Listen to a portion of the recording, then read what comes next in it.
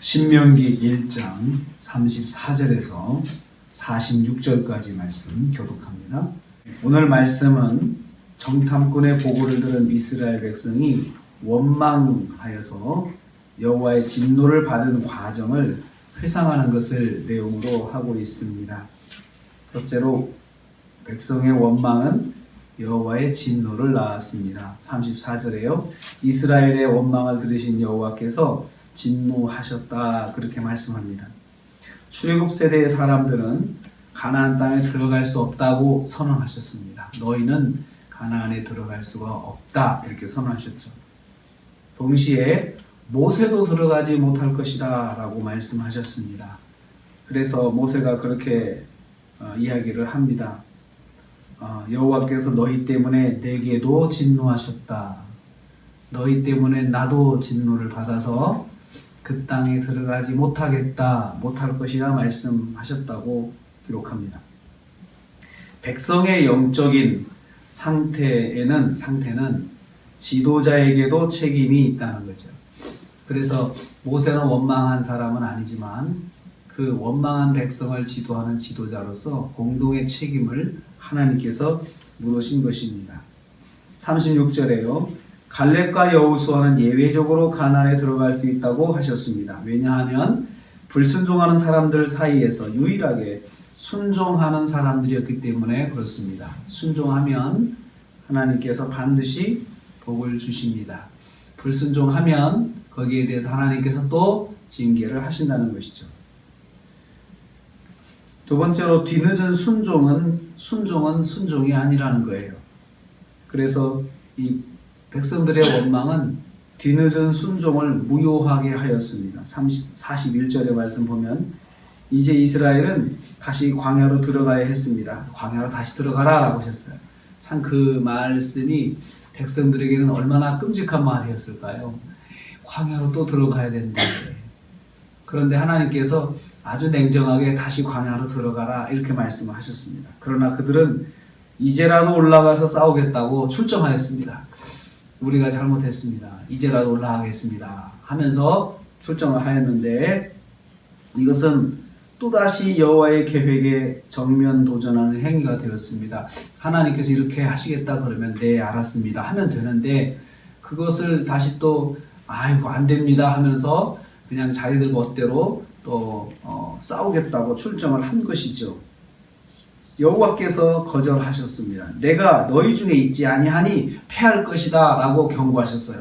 아니 그래도 소용없어. 내가 너희와 함께 하지 않을 거야. 갈 필요 없어. 이제는 다 끝났어. 이렇게 말씀하셨는데 그 말씀을 또 무시하는 거죠. 아닙니다. 하나님 우리가 가겠습니다 하고 출정하였습니다.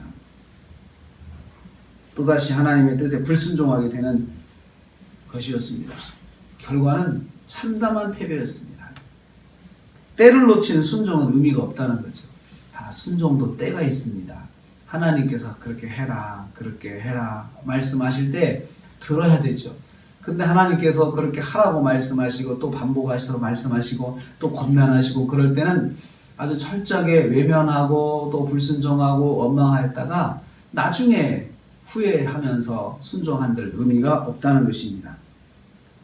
그래서 세 번째로 보면 원망은 울어도 듣지 아니하시는 그런 민족이 되게 하였습니다.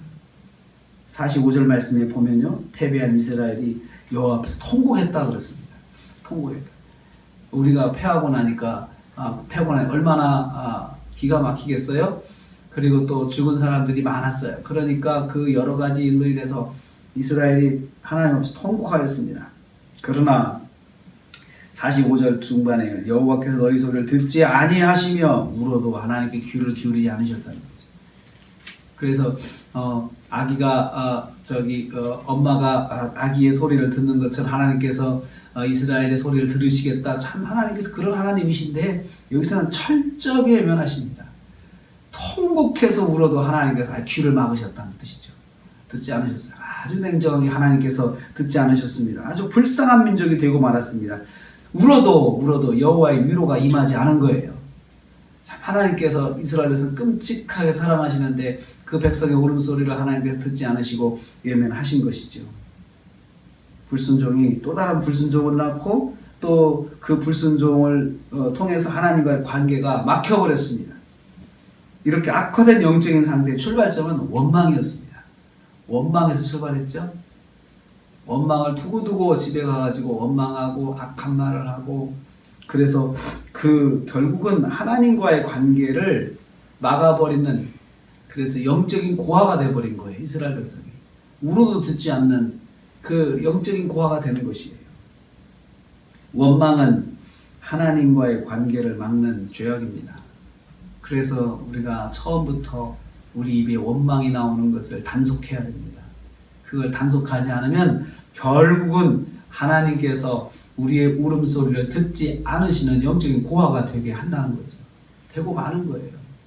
그래서 오늘 우리는 이 말씀을 통해서 철저하게 하나님 앞에서 하나님 말씀 순종하고 예하고 하는 게 필요하구나. 늦은 순종은 아무 의미가 없구나. 그래서 오늘 우리는 이 말씀을 통해서 정말 하나님의 인도하심에 따라서 우리가 갈 때 원망하지 말아야 되겠다.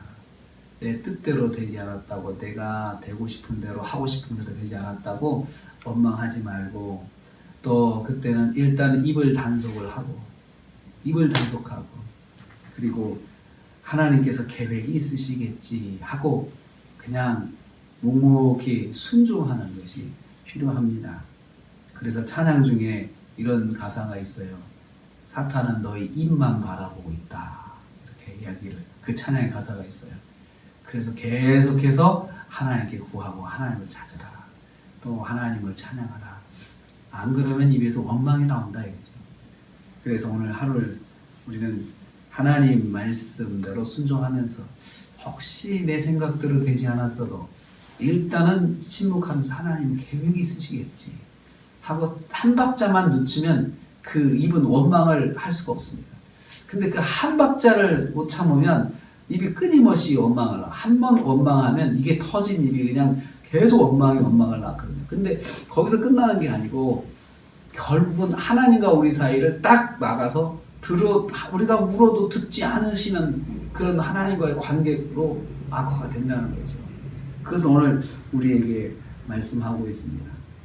모세가 지난 세월을 회상하면서 잊지 못할 사건이 이 사건이죠. 이것 때문에 우리가 또 38년의 광야 생활을 시작했고, 참 우리가 참담한 하나님 앞에 참담한 사람들이 되었다라는 것을 모세가 이 다음 세대한테 회상하면서 가르쳐 주고 있습니다.